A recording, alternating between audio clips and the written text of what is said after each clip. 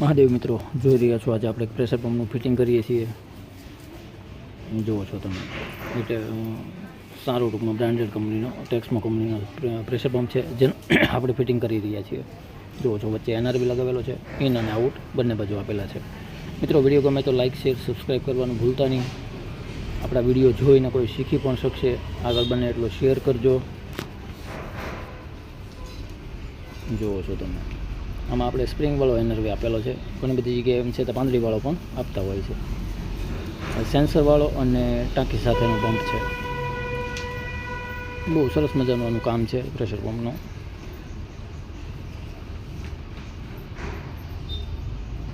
જોઈ રહ્યા છો, આ રીતે આપણે એને લેવલથી મૂકી અને એકવાર સેટ કરતા હોઈએ અને પછી એનું ફિટિંગ કરતા હોઈએ છીએ.